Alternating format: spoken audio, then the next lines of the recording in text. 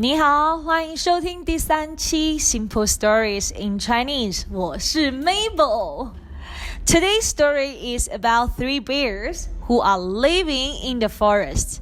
One day, a little girl stumbles onto the home of the 3 bears.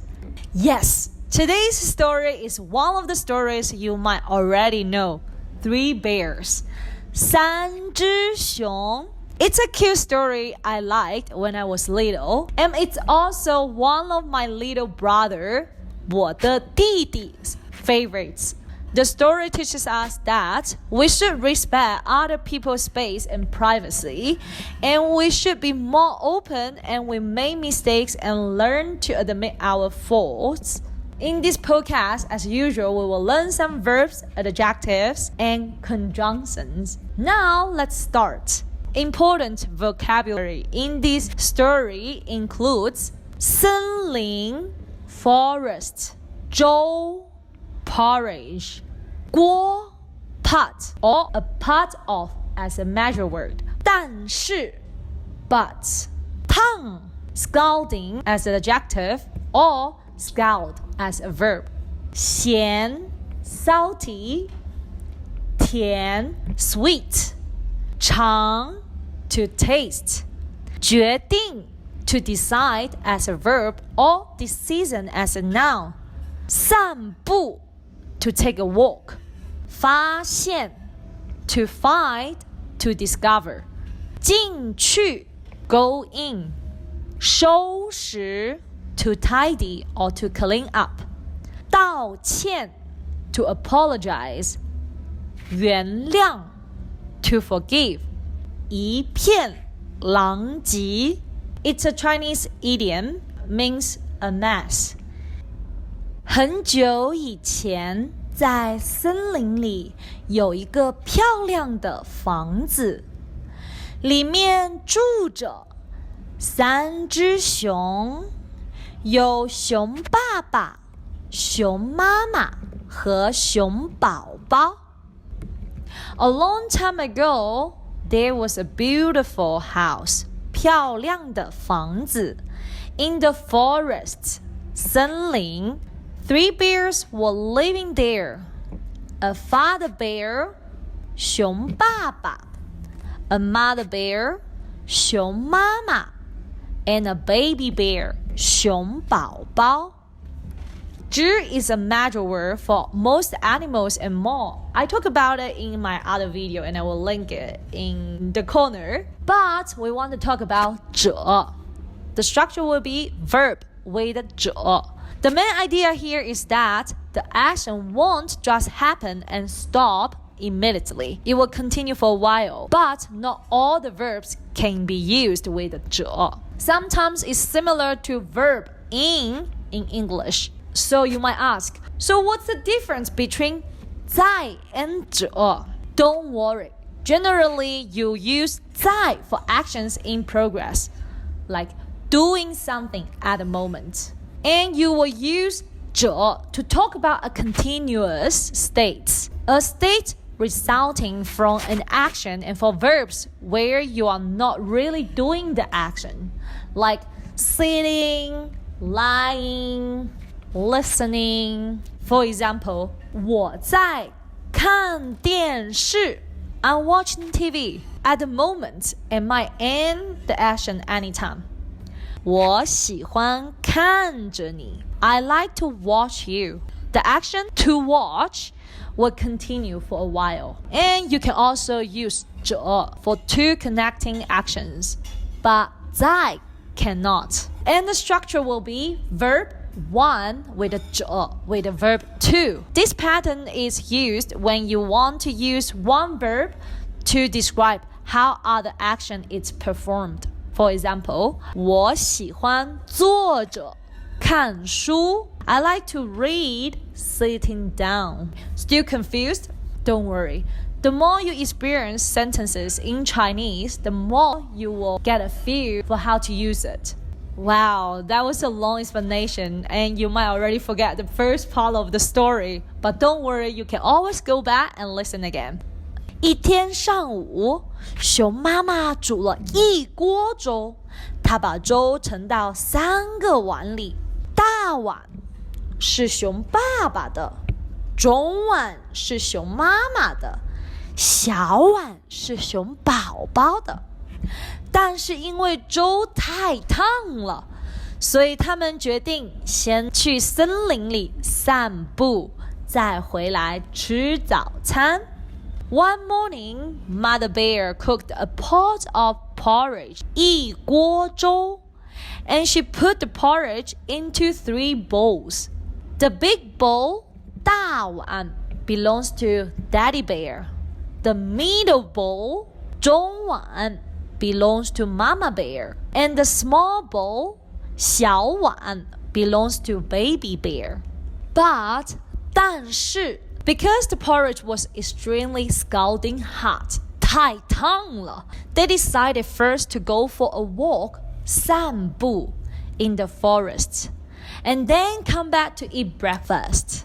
That's a pattern we should learn. 先 something, 再 something means first something, then something. And in this case, 再 has a meaning of them or and then. Let's make some sentences to help us to remember it better. 我想先学习中文，再看电视。I want to study Chinese first, then watch TV. And I heard it often all the time. 先洗手，再吃饭。Wash your hands first and then eat. Just try to tell yourself before every meal, and I'm sure you will remember it very well.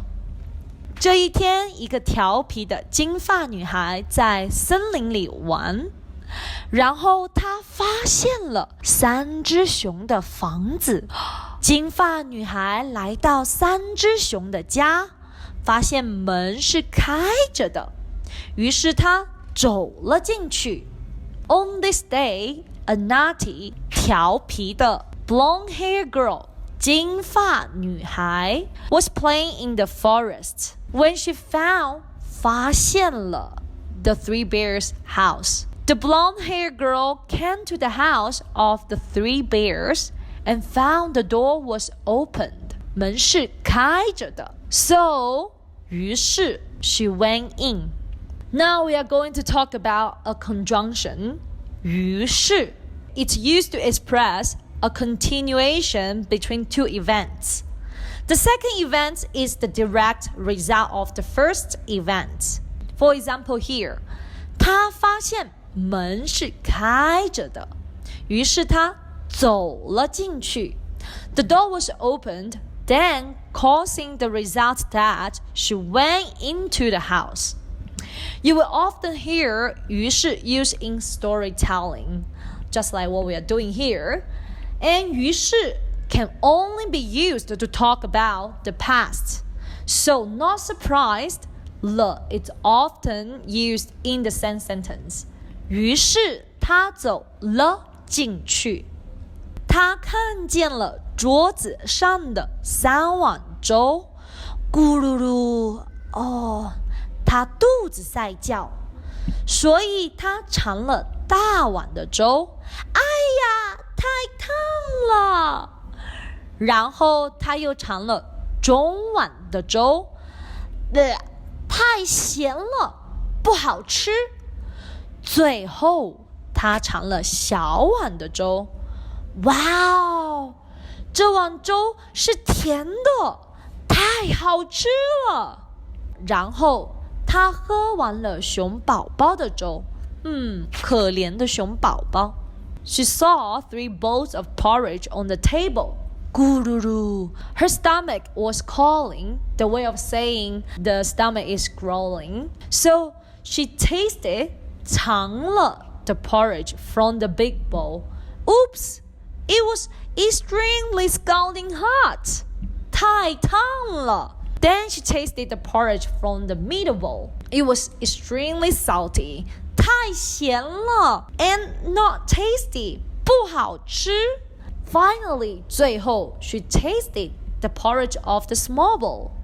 Wow, this bowl of porridge is sweet. 是甜的 and extremely delicious. 太好吃了。Then she drank all the porridge of baby bear. Or poor, 可怜的 baby bear. In China, we don't use 吃 to eat for 粥 porridge or 汤 soup. For things are liquidy, we use 喝 to drink. So how do we say I want to have porridge? 我想喝粥. Did you say it right? 吃饱后，小女孩觉得很困啊，然后她上了楼，来到了卧室。她看到房间里有2张床，一张是熊爸爸和熊妈妈的大床，另一张是熊宝宝的小床。她先爬上了那张大床，但是床太硬了，她不喜欢。然后她在那张小床上躺下，小床很舒服，很快她就睡着了。嘘，嘘。After she was full, the little girl felt very sleepy, 很困。Then she went upstairs to the bedroom, 卧室。She saw that there were 2 beds, 2张床 in the room, 房间。A large bed for Father Bear and Mother Bear, and another, a small bed for the baby bear. She first climbed up, 爬上 the big bed, but it was extremely hard, 太硬了。She didn't like it. Then, 然后 she lay down, 躺下 in the little bed, which was very comfortable, 很舒服 and soon she fell asleep, 睡着了。嘘 Wait, did I hear you wrong? Here, 着 pronounce 着 Why? In Chinese, there are some characters that have more than one pronunciation. We call them polyphonic characters. 多音字 Sounds crazy, right? I agree with you. I think the same since I was little, and sometimes I still have problems with them. Therefore, you don't need to worry. The main thing is that when pronunciation changed and the meaning changed. Remember here that 着 is not pronounced 着, it's pronounced 早. It's a resultative complement. Structure will be verb with 早. Remember that it should be something that you can reach and achieve, similar to that expressed by 到. It could be a purpose, or it can be producing an outcome or an influence. Let's take a look of these sentences. 超市关门了，你要的东西我没买着。The supermarket is closed. I didn't buy the things that you need. 宝宝刚睡着。The baby just fell asleep. Hopefully this helped, and welcome to leave your own sentences in the comment and I can help you to go through them. 过了一会儿，3只熊回到家，看到了桌子上一片狼藉，他们都好奇发生了什么。这时候，熊宝宝听到了卧室里的呼噜声，嘘，嘘。于是他们来到卧室，发现了在睡觉的小女孩。他们没有叫醒小女孩。After a while, 过了一会儿 the 3 bears came home and saw a mess, 一片狼藉 on the table. They were all though curious, 好奇 about what happened. At this moment, 这时候The baby bear heard snoring, 呼噜声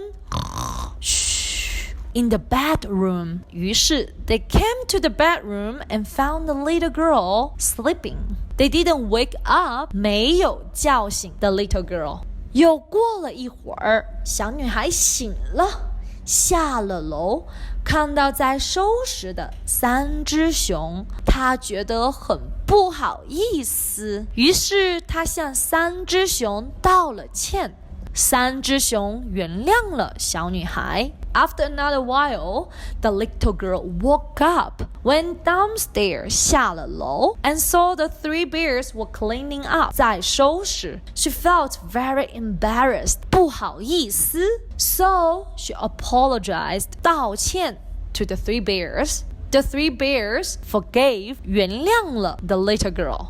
The complement 道 is very similar to 见and it used in the same way after the verb. However, there is a difference. 见 is generally only used after verbs involving one of the sense like 听 to listen and 看 to watch. Whereas 道 can be attached to large variety of verbs. 从此他们成了好朋友. Since then, they became good friends.This is the end of the story. 谢谢收听 This is the story of 3只熊 3 bears. If you like this story, please share it. You can find the audio and the transcript at ChineseWithMabel.com. If you haven't already followed me on Spotify, Apple Podcasts, YouTube, and Instagram, then please go follow me on your favorite platform so you never miss an episode. And if you have any stories you want to listen to or any questions, always welcome to contact me at ChineseWithMabel@gmail.com. 谢谢，下期见。Thank you and see you next time. Bye.